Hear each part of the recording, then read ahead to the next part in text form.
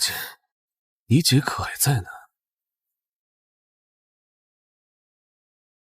姐夫，他就是个睁眼瞎，你怕什么？当年我设计用水晶吊灯砸死那个死肥猪和老不死的，要不是灯的重量不够，那个老的反应快护住了他，现在他们两个都已经是死人了。爸，快点醒来吧！公司被沈浩和小柔打理得很好，我也被照顾得很好。你快点醒来，我们一家人就团聚了。放心，很快让你和你爸在地下团聚。啊，小柔，你说什么？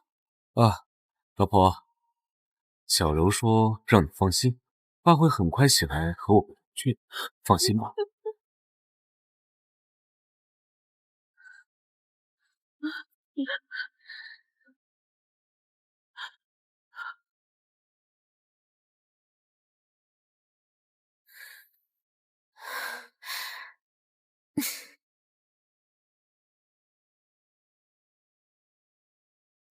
是啊，姐，我一定会好好照顾你和爸的。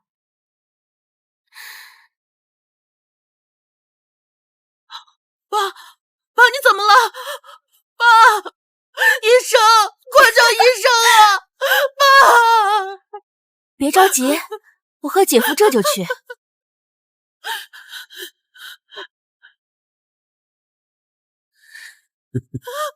爸，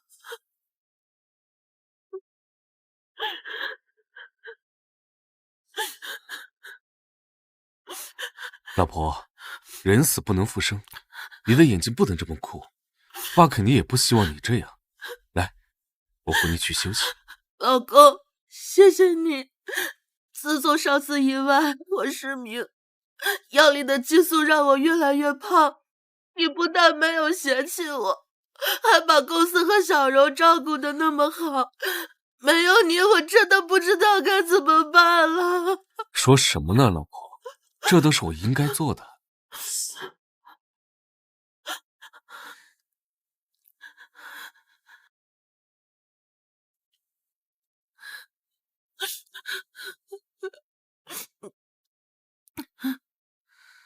来，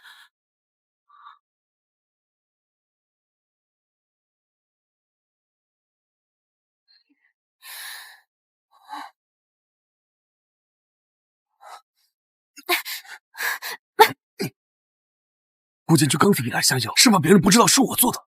我不管，咱们做到天衣无缝，不会有人抓到证据。当年他们父女俩伤害我爸，还假惺惺的把我带在身边，我每天都要忍受认贼作父的痛苦。今天必须杀了他！姐，你这2天累了吧？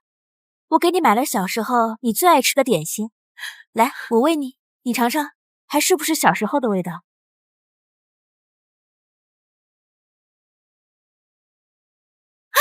啊，怎么了？发生什么了？没什么，我刚看见那块点心上落了苍蝇，我再给你换一块。你以为我就不想杀了他吗？这赘婿的身份我早就受够了。这么些年，不管我怎么努力，我都活在他们父女俩的阴影下，说我是吃软饭的，谈项目从来没给过我好脸。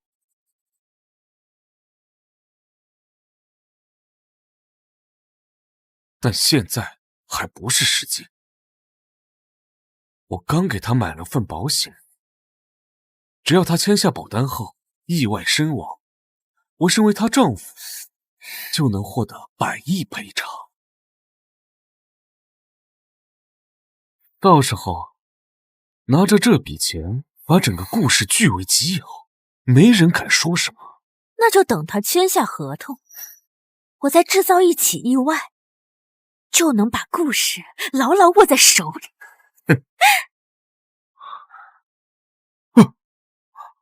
是什么赔偿？什么意外？老公，小柔，你们在说什么？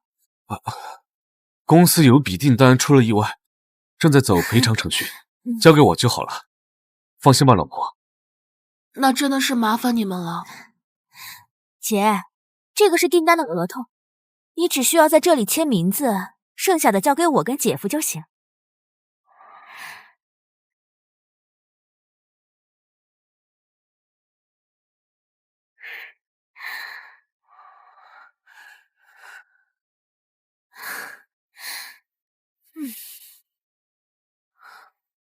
姐，这几天你忙爸的事情都憔悴了，我这几天新学了个发型，跟你试试。好啊，小柔，真是长大了，不仅可以打理公司，还能做我的发型师呢。我拿自己练手好几次了，保证好看。走。我警告你别乱来，刚签下保单就出事，我们没法解释。要是拿不到钱，就功亏一篑了。他现在已经是个又瞎又胖的废物，还留着他干嘛？我心里有数，别管我。沈总有人找。知道了，老婆，我过去了。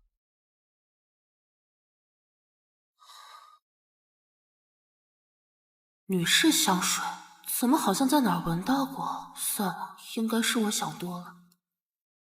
姐，爸去世之后，你的心情一直不太好。小时候，你最喜欢给我剪各种各样的发型了。现在我长大了，也学会了好看的发型，换我给你扎。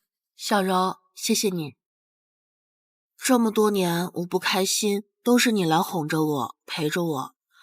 多亏了爸当年把你带回了家，我才多了一个这样的好妹妹。姐，虽然我们不是亲姐妹，但我早就把你当做最亲近的人了，你千万别这么说。来，你帮我拿着这个吹风机，线缠住了，等我把线解开，我再给你吹头发。老婆，你在干什么呢？老公，你回来了，小柔帮我吹头发做发型呢。你现在的发型已经很美了，不用再做发型了。饿了吧？我们一起去吃饭。姐，你千万别听他说的，姐夫一定是怕你太美，自己心里没有安全感。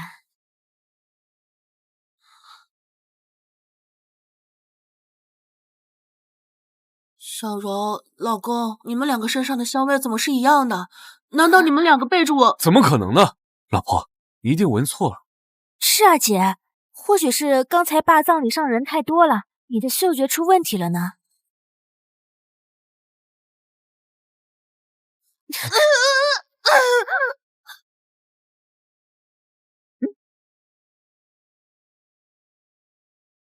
啊，老婆，撑住，老婆，我这就送你去医院。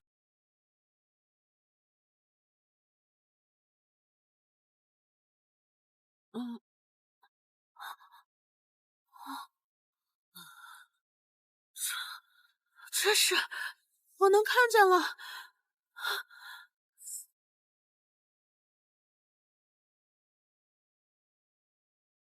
老婆，你一定闻错了。是啊，姐，或许是刚才爸的葬礼上人太多了，你的嗅觉出问题了呢。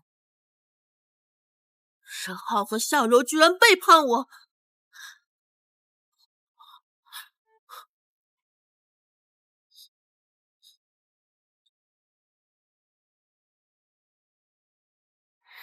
这个死肥婆命怎么这么大，剪了绝缘线都没能把她给电死。早知道我就该用高压电。真是祸害遗千年，上次吊灯都被他躲过去了。要不是你故意给他喂激素，让他胖得不成人样，才逐渐把公司交给我，真不知道什么时候才能送他下地狱。原来这一切都不是意外，而是他们两个蓄谋已久。那么复明的事情也不能告诉他们，否则他们只会更快的害死我。放心，我这次拿的是黑市上买的最新毒药，喝下去3分钟之内必死无疑，而且检验不出任何残留部分。趁他没醒，我们给他喂下去。怎么办？不能让他们知道我已经知道了真相。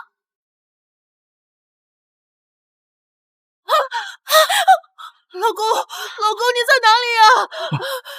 老婆，你醒了？姐，你可把我们吓坏了。你还记得刚刚发生了什么吗？不能告诉他们我还记得，否则他们一定会立刻杀了我的。我记得爸的葬礼刚结束，小柔送我回卧室，后面发生的我怎么记不住了？我的头好痛啊！姐，你能看见了？我看不见啊！我都失明2年了，怎么能看得见呢？老婆，不小心触电晕倒了，说不定有希望复明呢。我们带你去医院检查下眼睛。我不要去检查！老婆，你是在害怕什么吗？老公，爸刚在医院去世，我不想去那种地方，每次去我都会想起爸，我不要去，我不要去！不去怎么行呢？姐，我们去检查一下，这样我们也好放心啊。星慈，我是来祭拜伯父的，这是怎么了？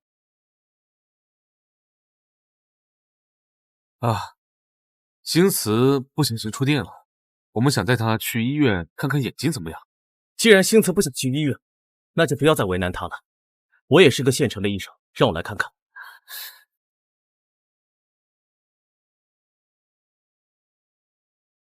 怎么样？他能看见了吗？星慈的眼睛并没有正常人该有的瞳孔反应，还处于失明状态。那他还忘记了一部分事情，是怎么回事？很正常，触电影响了大脑皮层，损害了储存记忆的那一部分。如果不是什么重要记忆的话，顺其自然就好。谢谢你，程宇。不用跟我客气，既然没什么事的话，那我就先走了。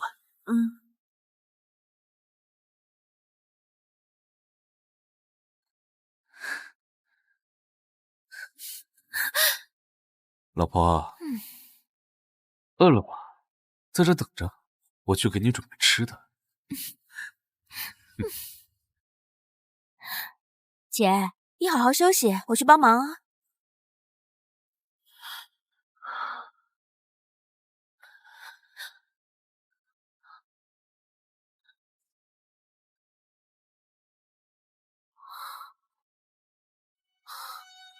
好一对狗男女，一直以来，居然一直在我的卧室里当面出轨，就连我以为的意外，都是他们2个亲手策划。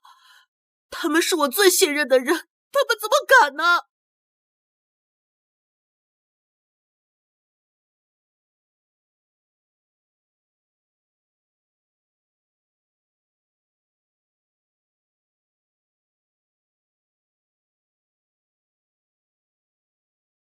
你们这2个王八蛋！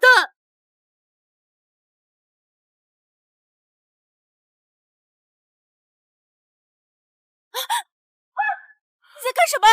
怎么了，小柔？我刚刚走路不小心踢到了个硬东西，捡起来摸了摸，边框滑滑的，好像是爸的遗照。怎么这么脏啊？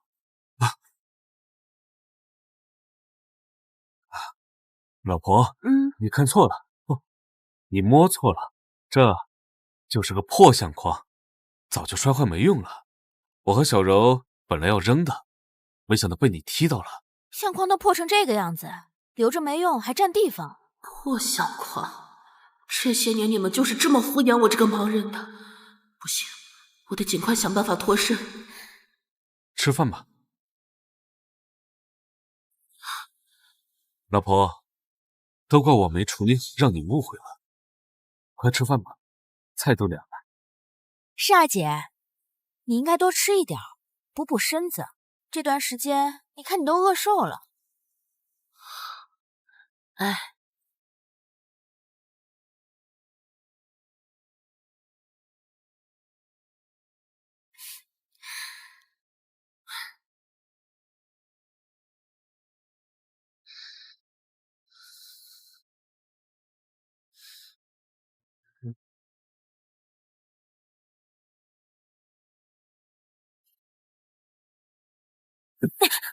不要命了，他还在家里，他要死在家里，我们2个脱不了干系。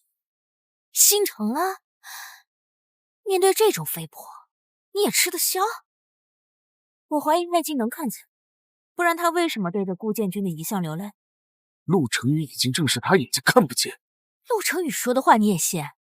陆成宇和顾星泽可是从小一起长大，他要是跟着顾星慈一起骗我们怎么办？我手上这个飞镖扔出去，他只要敢躲，就证明他已经能看见了。万一他不躲，就真的被你害死。怕了就滚，我自己来。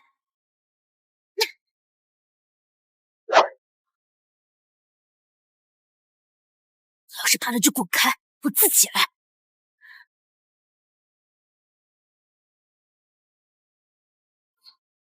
啊！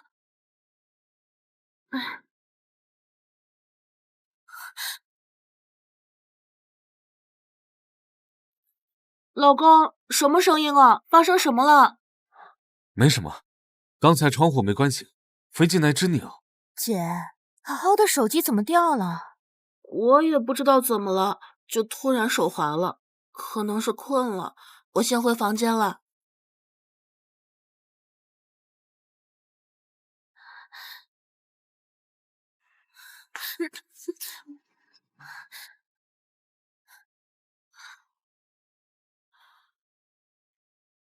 你拦我干什么？刚刚那下明明能中，他肯定是看见了，所以才会故意躲掉。确实有点古怪，不能再等了，得想办法尽快解决它。这样吧，明天我让家里运送冻肉的司机把车开出来，就跟他说我们给他准备了他想看很久的冰封玫瑰，把他骗进去。好主意，冷冻车温度那么低，把它关进去，用不了多久它就死了。到时候再让司机找地方把它一埋，万一事发了，就是他自己眼瞎走错车，就这么办。等他死了，顾氏和百亿赔偿就都是我们的了。真是好恶毒啊！既然如此，就怪不得我不留情面了。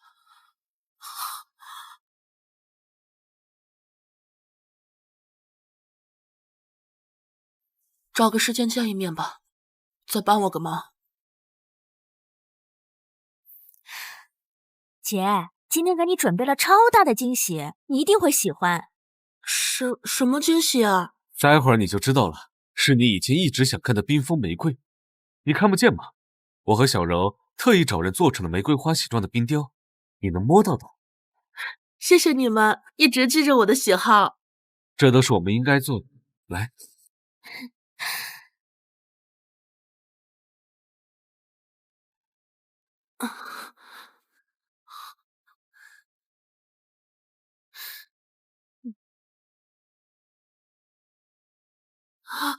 这里好冷啊！冰封玫瑰在哪里啊？姐，你再往里走走就能摸到了。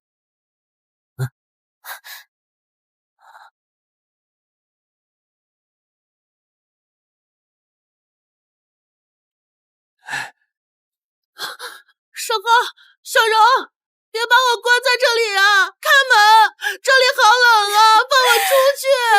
老婆，你就好好享受惊喜吧，下辈子投好胎，别再这么蠢了。顾新慈，这是你欠我爸的，现在该还了。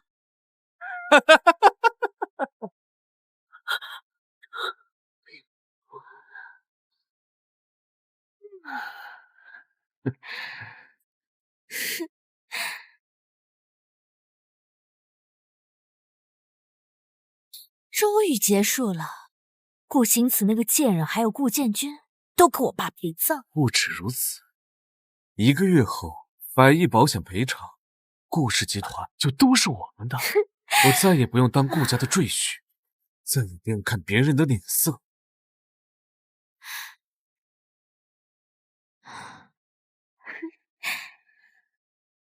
得手了。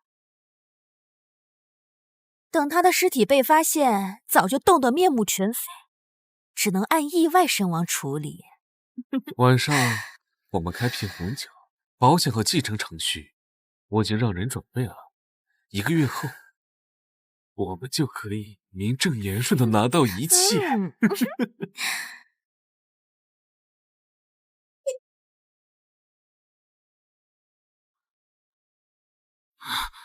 星子，没事吧？冻着了吧？我没事，我一上车，车上的制冷就关了。卢总。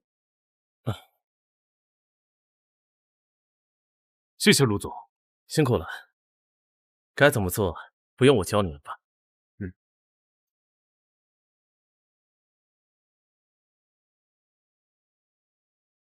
卢总。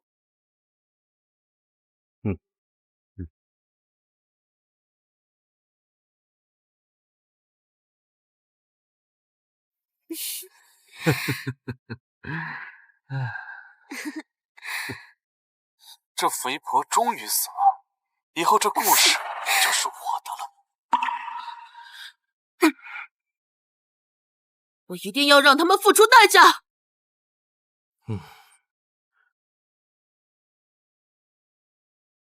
我已经给你安排好了营养师、健身教练和私人保镖，这1个月你就好好调整状态，剩下的交给我。好。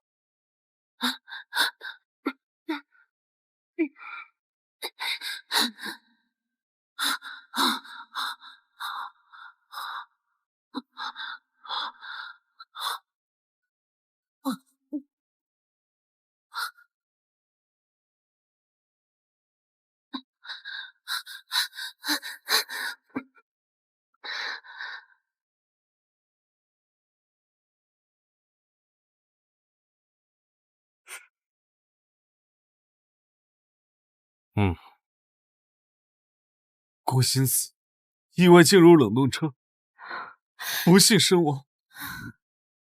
这是所有证明材料，麻烦你们尽快给赔付100亿赔偿金。我姐姐真是太可怜了，希望保险公司能尽快走完程序，也算是给她一个交代了。沈先生、夏小姐，这份证明材料存在多处疑点，死者身份确认不够清晰，现场勘查报告也有矛盾，甚至找不到顾小姐的尸体，我们无法立即赔付。你什么意思？我是顾心慈的丈夫，也是公司集团的负责人，这些材料难道还有假不成？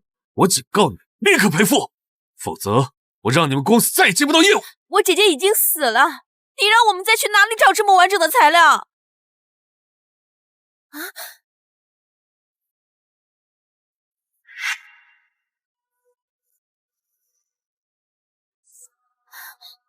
我不是好好的站在这里吗？谁说我死了？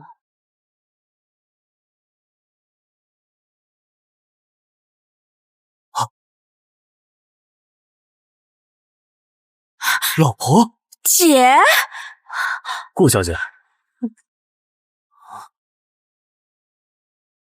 沈先生，既然顾心慈女士没有发生意外，我就不奉陪了。哎，等一下，老公，你们刚刚在谈什么呀？老婆，真的是你，衣柜找不到你，我们还以为你……是啊，这个月你都去哪里了？把我们担心坏了。爸去世之后，我太伤心了。听朋友说有个封闭式的减肥训练营，包吃住，还管调理，我就想去试试。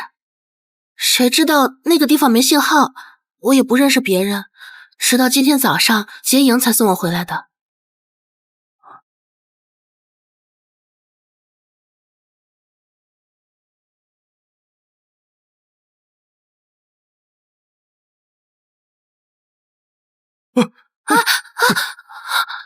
对不起啊，我不是故意的。这件西装是我爸给你买的那套吗？怎么穿了这么久还不换啊？你是不是没钱了？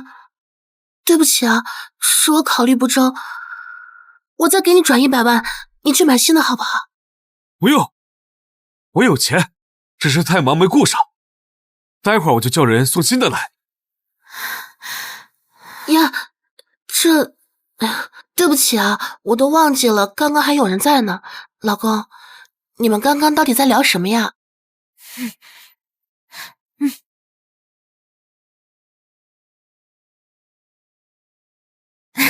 姐，没什么，公司的项目出了点小问题，现在已经解决了。说到公司，既然我回来了，我现在身体恢复的不错，以后公司就是我全权负责，就不用你们费心了。以后公司就是我全权负责，就不用你们费心了。我就先上楼休息了。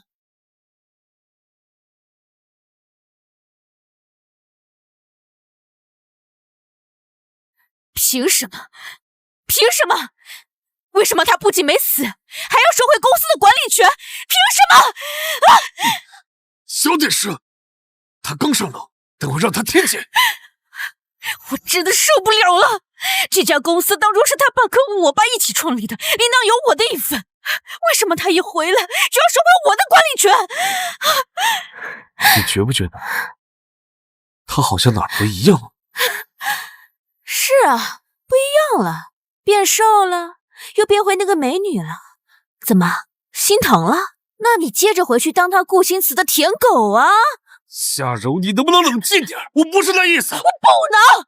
凭什么他一回来，我们所做的一切全都要功亏一篑？明明我们马上就要成功的夺到股权，我们马上就要拿到赔偿款，马上就要拿回故事。不行，我不甘心，我要马上去杀了他！你疯了！你个吃软饭的废物，凭什么骂我？要不是你当赘婿这么多年，连公司都把握不稳，现在至于被他一句话就收回管理权吗？发什么疯？事情闹到现在的地步，还不是你一手造成的？沈浩、夏柔，这才是刚刚开始。你们害我失明，谋取性命，害我爸爸成为植物人，贪婪地夺取我的公司和财产，这些我都要一点点讨回来。事情闹到现在的地步，还不是你一手造成的？怪我？你要好到哪里去？你就是个胆小的懦夫！要不是你三番五次的阻拦我，他现在早就已经死了。你能不能长点脑子？要不是我拦着，咱们两个早就进去了。如果不是你那天非要害他触电，按照我的计划，你的计划？按照你的计划，我要等到什么时候？等到他像今天这样突然回来，然后把我们赶出公司吗？那他为什么能回来？还不是你安排的那个司机反水了？当初是谁说冷冻城万无一失的？一次没得手，想要再下手，哪有那么容易？现在说这些还有什么用？不行，现在必须想办法尽快杀了他。杀了他，说的容易。现在保险公司的人已经知道他活着，现在杀了他，不就等于告诉所有人是我们干的吗？那就任由他现在胡作非为吧。还记得城郊那仓库吗？那儿足够偏僻，人烟稀少。为了防止虫鼠毁坏，还特意加装了毒气混合装置。只要我们把他骗进去，锁上门，一旦毒气开始释放，他就会开始神志不清，甚至没有办法求助，只能等死。那我就告诉他，公司最新的项目需要用到那个仓库，但那个仓库出了点问题，需要他亲自到现场去。以他对公司项目的重视程度，肯定不会拒绝。姐夫，还得是你想的周到啊！那一定会是一出好戏。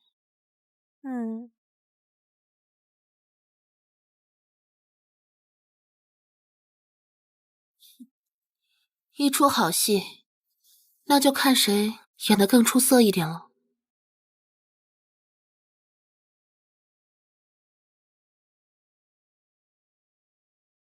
姐，咱们公司最新承接的项目需要用到城郊那个仓库，但是仓库那边出了点问题，施工队说没法确认问题所在，需要你亲自过去看看。什么？那我们现在一起过去吧。没那么着急，老婆。施工队明天上午10点才去呢，到时候咱们再一起过去。好，那辛苦你们了。这是我们应该做的，姐。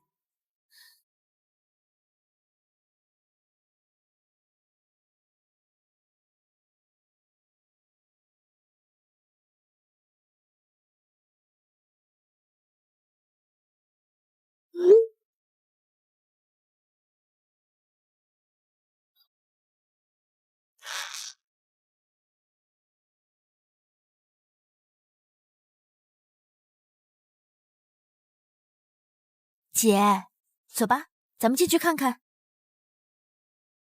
只需要再往前走几步，我爸被你爸害死的仇，我认贼作父寄人篱下的苦，就全部结束了。夏柔，我视你为亲姐妹，我爸也从未苛待过你，你到底是为什么要一次次帮一个外人算计我？老婆，还没到地方呢，施工队已经在里边等我们了。啊，好。沈浩，顾新慈，当年我顶着家族的压力执意嫁给你，用顾家的资源一步步让你成为独当一面的总裁。在顾家当赘婿受冷眼的日子，我早就过够了。可是你却把我视为眼中钉、肉中刺，屡次要置我于死地。只有你彻底从这个世界上消失了，我才能掌握真正的话语权，让那些看不起我的人俯首称臣。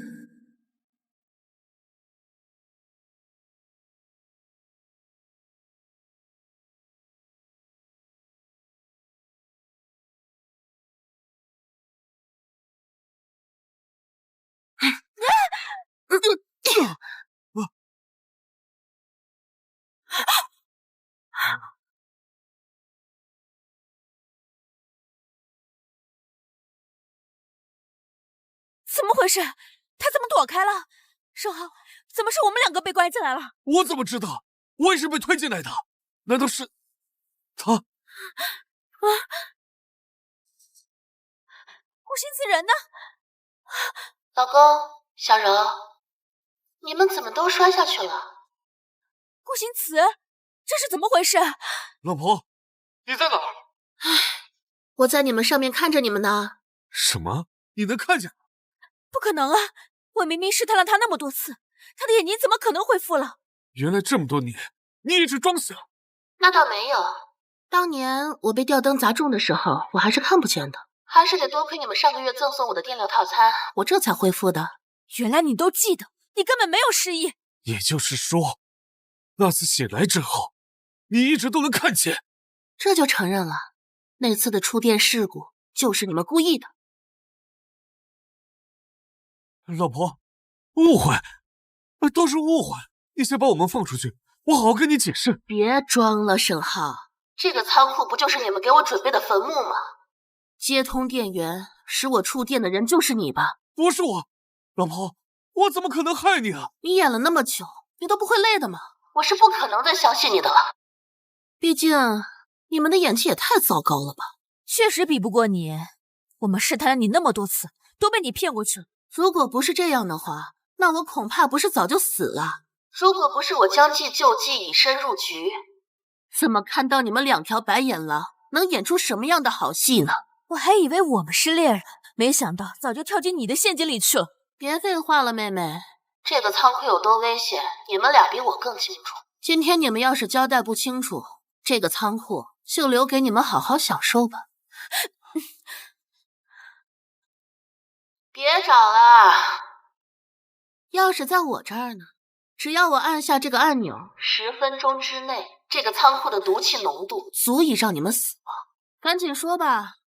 老婆，我错了，只要你放我出去，你让我干什么都行。好啊，那你就说出对我爸做的那些肮脏事儿，一件件你给我说清楚。今天你们两个谁先交代清楚，我就救谁。至于另外那一个嘛，就替我尝尝足气的滋味了。我先说，也是他，在办葬礼那天，他要跟你下药，是我拦住的，也是他剪断吹风机让你触电的。姐，他这种人说的话你也信？你信我呀，老婆！都怪我没有拦住他，都怪我没有保护好你，让他有机会对你下手。当时那个卧室你们俩都在，那我怎么知道是他不是你呢？不是我，一直想害你的人都是他。那天你也看见了，他用飞镖射你，是我拦住了他，才没有射中你。我一直都在保护你啊，老婆。那你有什么证据证明？录音，把你骗进冷冻车那次，我有他和司机谋划的录音。沈浩，你居然还录音了！我杀了你！老婆，我说的是真的，录音就在我电脑里。你放我出去，我把录音都给你。好啊，那你再好好想想，还有没有其他的事儿？有，今天把你引到这来，想把你毒死的人也是他。给我闭嘴！姐，他就是个人渣。既然你没有使命，那你应该也能看到他平时是怎么跟我亲热的。他这种人说的话，你一个字也不能信啊！你闭嘴！都是你勾引我的，你就是个小四儿。我心里从始至终只有你姐一个人。姐，你难道不想知道当年家里的水晶吊灯怎么会突然坠落的吗？你最好给我说清楚。你先把我们放出去，我就告诉你。夏柔，你最好搞清楚状况。现在是你求我，你没资格跟我谈。抓紧时间，赶紧说。老婆，你别听他胡说，我来说。你闭嘴。好，我说，但你要以爸的在天之灵起誓，只要我把真相说出来，你就把我放出去。好，我以爸的在天之灵起誓，只要你完整的把真相说出来，我就救你出来。当年确实是我提议要制造一起意外，是沈浩，他找人故意送落你们头顶的水晶吊灯，用绳子绑住，把你们引到灯的下面，砍断绳子，让吊灯砸向你们。老婆，别听他胡说，我只是负责动手，幕后主使一直都是你好妹妹啊。好啊，你们两个忘恩负义的狗东西！我爸对你这么好，你们居然这么恩将仇报！姐，我已经把真相全部都告诉你了，你把我放出去，我真的知道错了。你想怎么惩罚我都行，我不想死在这里。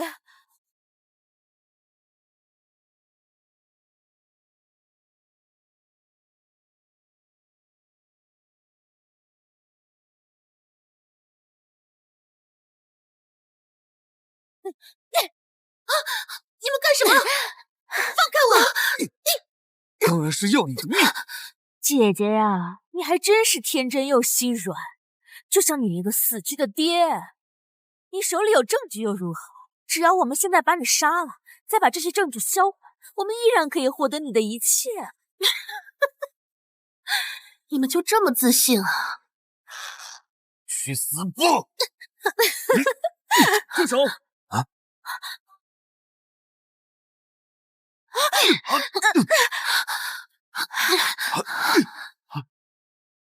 原来你早就想好退路。难怪你今天会答应跟我们出来。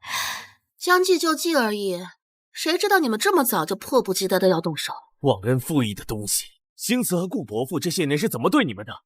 你们居然对恩人痛下毒手，你们还有没有良心？你们口口声声说顾建军对我有多好，他给我什么了？一个月拿着几千块钱工资，受尽冷眼嘲笑。结婚这么多年，每次应酬不是我给那个老东西当酒陪笑。你凭什么说我爸？如果不是让你从基层做起积累经验，你受到的冷眼只会更多。你所谓的应酬，都是我爸拉下老脸给你积累人脉。少假惺惺啊！自从我入赘到你们顾家，没有人看得起我，所有人都说我是一条摇尾乞怜的看门狗，说我是个吃软饭的废物，我早就受够了。我告诉你，跟这个恶毒的女人相比，我做的不值一提。你知道你爸怎么死的吗？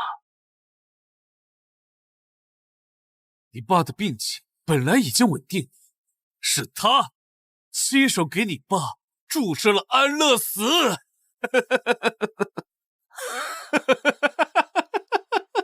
夏柔，他说的是真的吗？是真的又如何？顾建军他该死！我杀了你！我杀了你！我杀了你！我杀了你！顾建军他杀害了我爸，还夺走了他俩共同创立的公司，难道他不该死吗？事情根本就不是这样，你根本就不了解真相。真相就是我亲眼看到顾建军杀死了我爸，在我爸死后，他迅速把公司更名为顾氏，还开除了我爸亲手提拔起来的骨干。这些你作何解释？所以，你就因为这个，亲手杀害了我爸？当然了，我也想让你尝尝最亲的人被最信任的人杀害是什么滋味。你们父女俩害我失去了一切，我每天还要装作跟你们最亲的样子，你知道我心里有多恶心吗？我早就想杀了你。还有沈浩，你以为我真的喜欢这个蠢货吗？我只不过是为了报复你。凭什么你可以拥有一切？凭什么你可以接受所有人的笑语？怎么样？看见我跟你老公亲热的样子，你作何感想啊？夏柔，你真是让我太失望了。你辜负了我爸这么多年对你的栽培。青瓷，你打算怎么做？当然是把他们送进执法队。但是在这之前，我必须跟他们说清楚，我要的东西呢？都在这里了。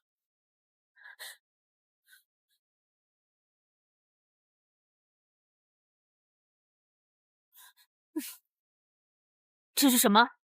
这是我爸和夏伯父为你准备的。这是我爸和夏伯父为你准备的。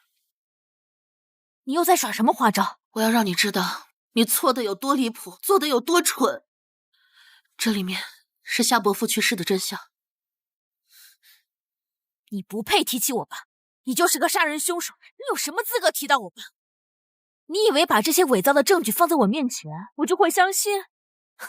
这里面有夏伯父当年所有的用药记录，你自己看，夏伯父的死到底是怎么回事？我爸当时住在陆家的医院，陆家跟你们家世代交好，你想要伪造这些证据，轻轻松松，我怎么可能相信你？所以你到底是为了什么？觉得是我爸杀害了夏伯父？你装什么？那次我爸跟你爸一起出门做生意，他们俩好好的出门，我爸却躺在床上回来，我分明看见你爸给我爸水里加了东西，我爸就死了。当年的事情我没告诉你，是因为怕你太小接受不了，真没想到你会这么想。那是什么呀？你说呀。当年的事情，我爸和夏伯父被竞争对手谋害，夏伯父的胸腔被钢管穿刺，药石无医，每一次呼吸都伴随着疼痛，是你爸要求我爸亲手送他一程的。编瞎话也得有个限度，我不相信。当年夏伯伯的病情是由我哥亲自负责，星慈没有说谎，况且我们也没有必要骗你。你大哥？你们陆家兄弟一直以来都喜欢顾星慈，你说的话我一个字都不会信。况且为什么我爸刚去世，他们俩共同创立的顾夏集团就改名为顾氏集团？我爸的股份去哪里了？还有，我爸一手提拔起来的骨干为什么要开除？你以为的那些骨干，正是谋害设计我爸和夏伯父的人。当时你太小了，你根本没有办法去对付他们，是我爸顶着压力去处理掉他们的。这是你要的股份转让书，之所以没给你，是因为你当时根本没有能力去参与公司的事务，夏伯父才让我爸代管而已，要你25岁之后才能接手。这怎么可能啊！我不相信。这是夏伯父给你的 U 盘，你自己看吧，你错的有多离谱。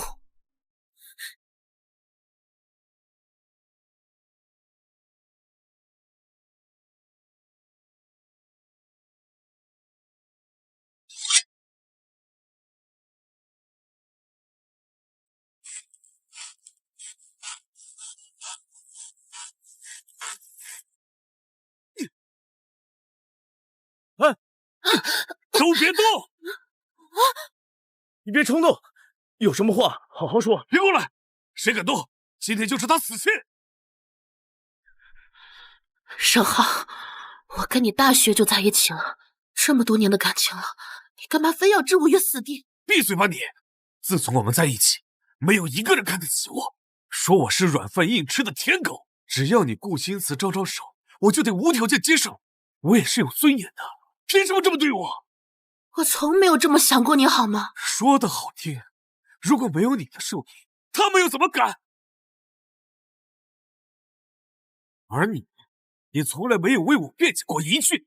你说的这些，我从来没有听说过呀。你当然不会听说了。你是谁呀？你是顾家的大小姐，所有人巴结你还来不及，你生来就是公主，没有人会看不起你。而我呢，不管我怎么努力，也比不上你顾家千金的身份。所以，你就一直以为这些都是因为我的身份，对吗？难道不是吗？如果你不是顾家千金，你根本什么都做不好，也根本不可能比我强。就因为你是顾家千金，就可以名正言顺地接手公司。你一个什么都不懂的女人，凭什么？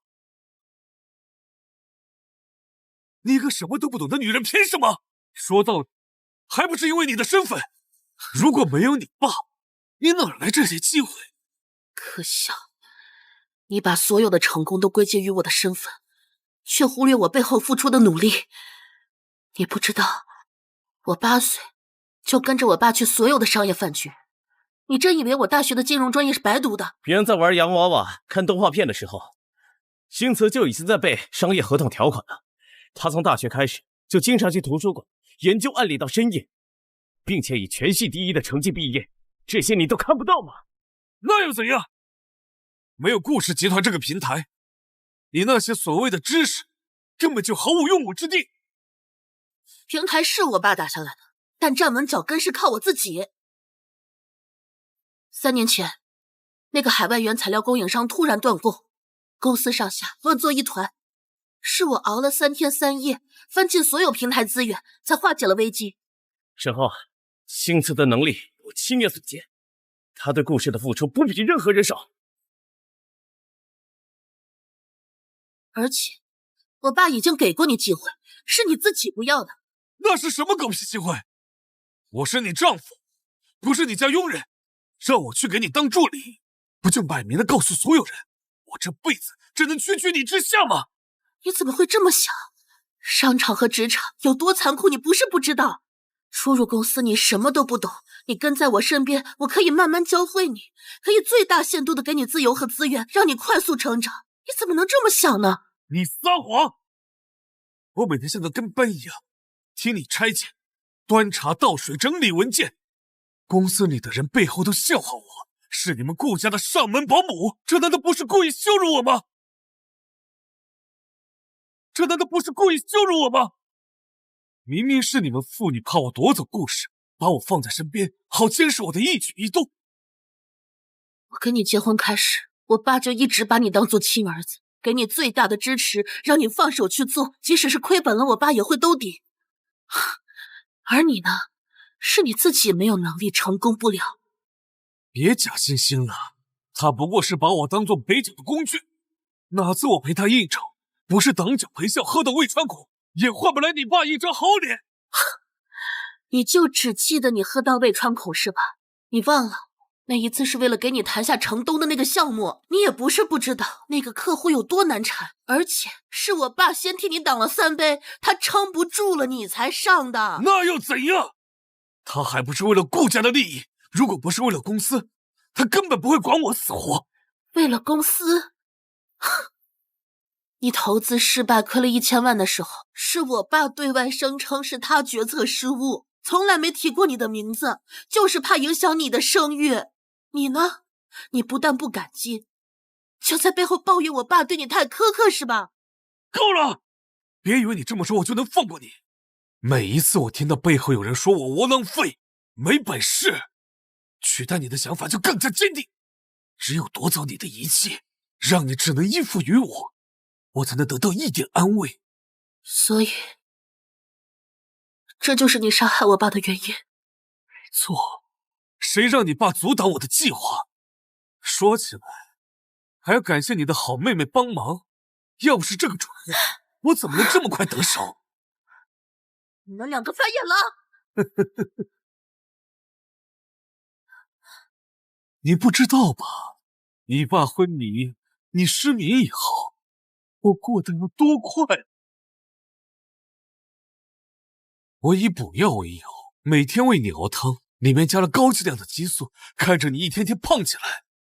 从以前苗条漂亮的顾家千金，变成一个走路都费劲的死肥猪，心里别提多痛快了。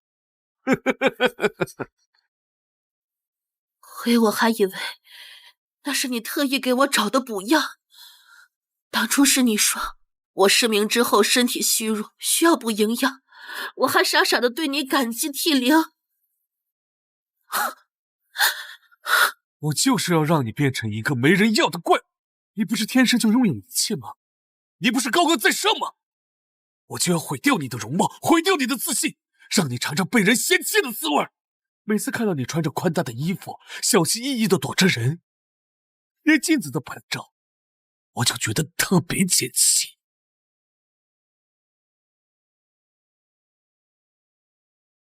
还有，你以为我出轨的只有夏柔吗？我当着你的面，在我们的婚房里，不知道和多少个美女快活，而你只会傻乎乎的叫声老公。盛浩，你真恶心！那又怎样？我明明已经得手了，顾氏集团已经触手可及了，你为什么要回来？你夺走我的一切，你死不足惜！不，盛浩已经疯了，必须想办法稳住他。盛浩，你冷静一点，这里这么多人呢，我要是出了事儿，你也逃不掉的。你不想要故事吗？我给你啊！你杀了我，你什么都得不到。你杀了我，你什么都得不到。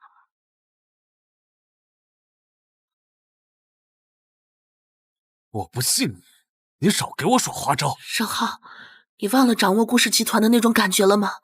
这些年，公司在你手里的时候，你说什么就是什么，那些人都对你唯命是从，对不对？你要的不就是这个吗？啊！我要是死了，你也会死的。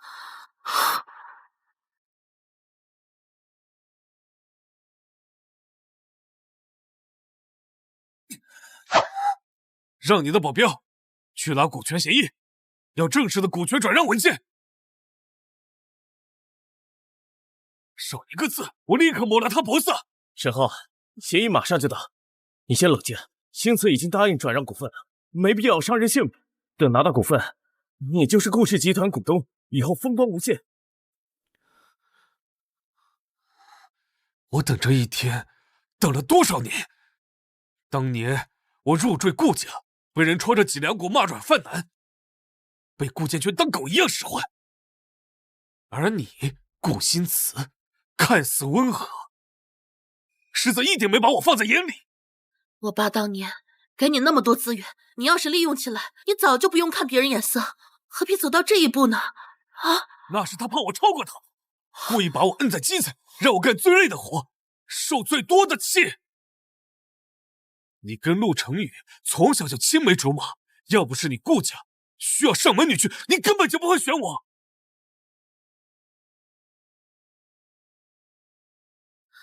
你想要的不就是被人尊重吗？想证明自己的能力，对不对？但这些靠股权是换不来的。只要你放了我，我不仅给你股权，还帮你在公司稳住脚跟，让所有人都认可你啊！我凭什么信你？你之前就骗我，现在还想故技重施？协议马上就来，你可以亲自看，有什么问题你都可以改。你要是杀了我，你不仅拿不到股权，你身上还要背一条人命，你一辈子都翻不了身，这值得吗？啊！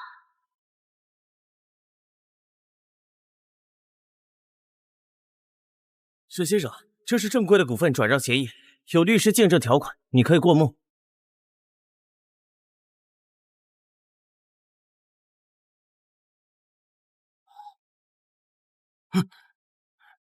把协议给顾新慈，你给我退后！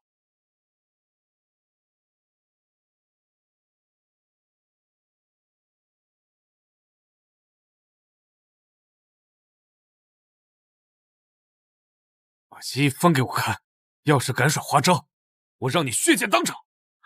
好。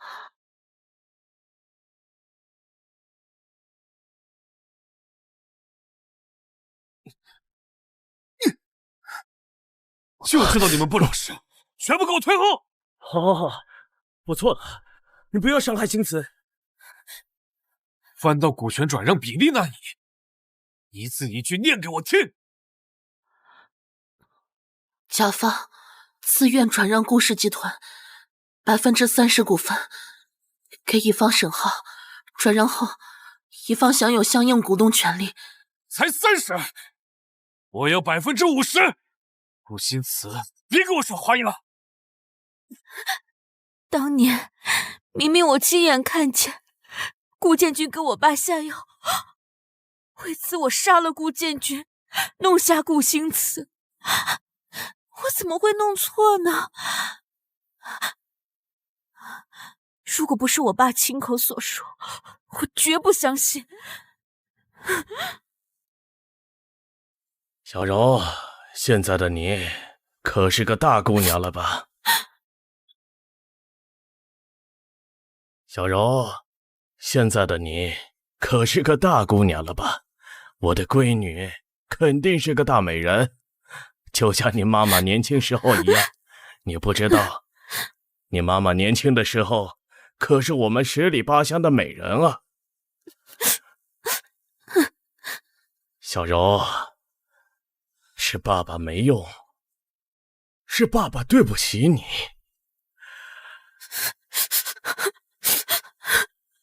我太疼了，爸爸撑不到你长大了。我可怜的女儿啊，爸爸死后就由你顾叔叔照顾你。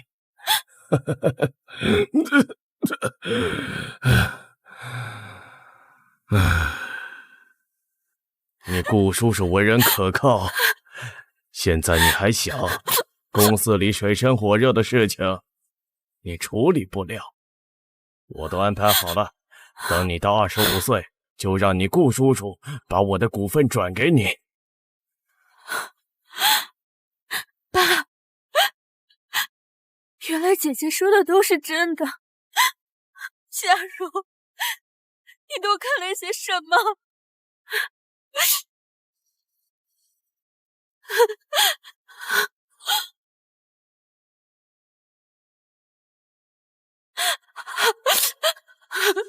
放我出去！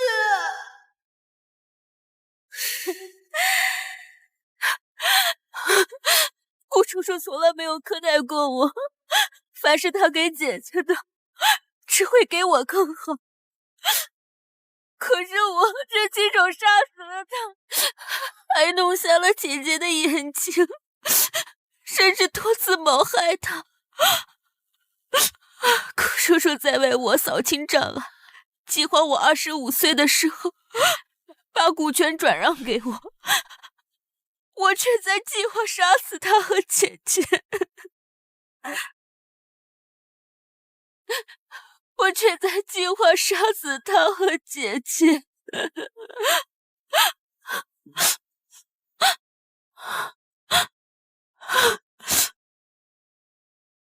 顾氏是我爸一辈子的心血，你做梦！现在对着手机说你死后自愿把顾氏和所有财产交给你的丈夫沈浩继承，快说！别忘了，我们还没离婚呢，是名正言顺的合法夫妻，你的钱也有我的一份。你害死我爸，毁了我的眼睛和身体，觊觎我爸留给我的公司，你有资格做我丈夫吗？你不配！不配？那你说谁配？可以是任何人，但不可能是你。任何人？顾新慈，你个荡妇！我看你是早就想好要跟你的发小陆成宇了吧？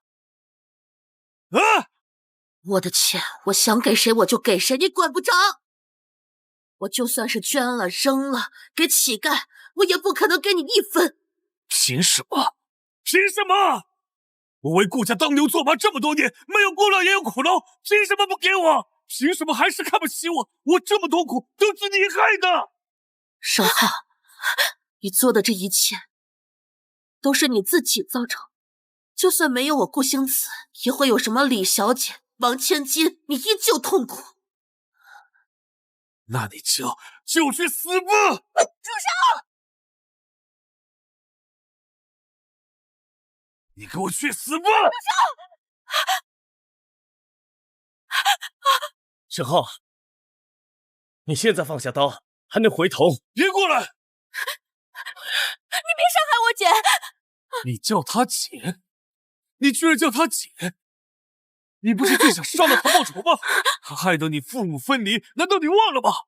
你居然现在想放她？我明白了，你在装好人，想得到顾氏股份是吗？沈浩，你先冷静，把刀先放下，我们是不都好商量的。妻子今天必须死！你想要股份是吧？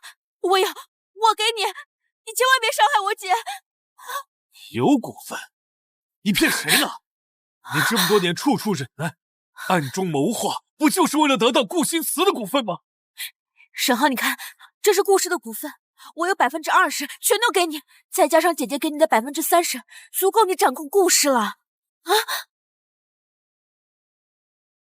站住！你别过来，危险！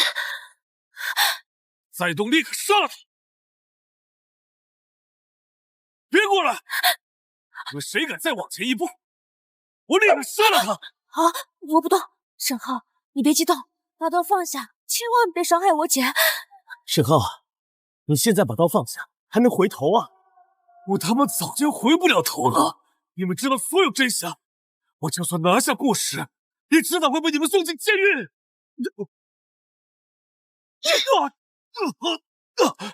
没事了，没事了。姐，对不起，我错了。爸爸留给我的股份，还是你代为我打理吧。以后顾氏集团也就辛苦你了。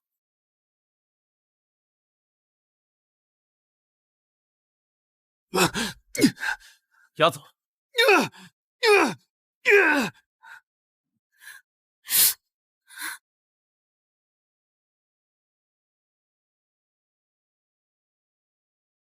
爸，夏伯父，我真的好想你们。